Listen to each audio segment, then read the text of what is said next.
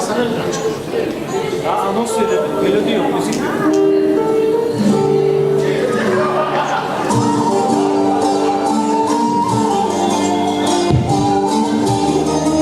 Evet değerli misafirlerimiz Klas Düğün Salonu'na hoş geldinizler. Bol eğlenceler temin ederiz efendim.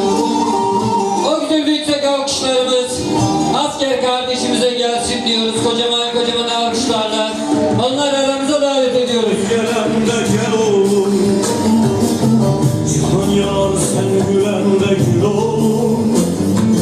Bir yol vardır, hak yoludur bul oğlum. Yer bilmek, gönül bilmek gül oğlum. Çabuk büyük, çabuk yetiş tez oğlum. Kal gezer şu dağlarla gez oğlum.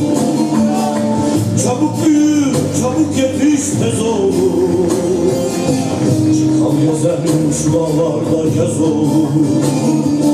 Gez oğlum, vatanına göz dikeni yaz oğlum. Dostun kim, düşmanın kimsez oğlum. Tarihini şerefinle yaz oğlum, yaz oğlum, gez oğlum. Vatanına göz dikeni yaz oğlum. Dostun kim, düşmanın kimsez oğlum. Tarihini şerefinle yaz oğlum, yaz oğlum.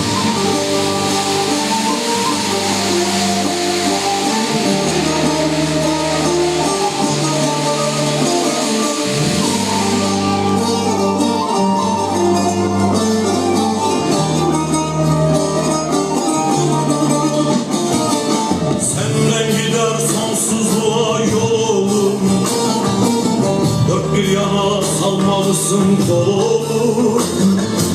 Ekmeğimi aç olanla böl olur. Haram yeme hak uğruna öl olur. Çabuk büyü çabuk yetiş tez olur. Çakal gezen şu dağlarda gez olur. Kocaman alkışlar asker kardeşimize geliyor efendim. Asker kardeşimizi bırakmıyoruz, atlasıyla birlikte dans ediyoruz.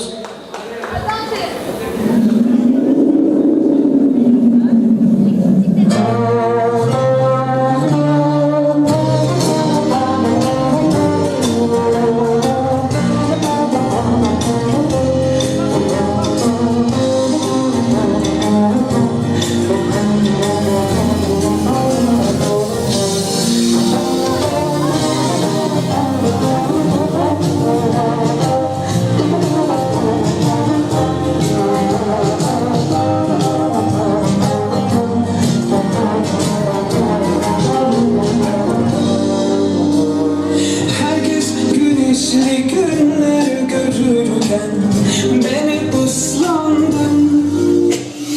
Çok uzaktı aşk, bana bu yüzden hayattan saklandım. Sen hiç ummadık bir zamanda karşıma çıkıverdin. Affamadım, sen kusuruma bakma, aşk evime hoş geldin.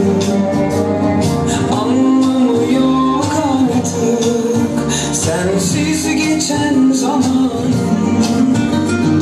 bir ömür boyu bizi ayırmasın Allah. Ben artık yeni bir sayfa açıp her satırına senin adını yazıp Şiirlerimize sahnemize davet ediyoruz efendim. açıp seninle ayırmasını diliyorum. Aşk izlerimi de peşime takıp son nefesimde başucuma Bahsetmek isteyen şiirlerimizi sahnemize davet ediyoruz efendim. istiyorum. Seninle ayrılmasını diliyorum.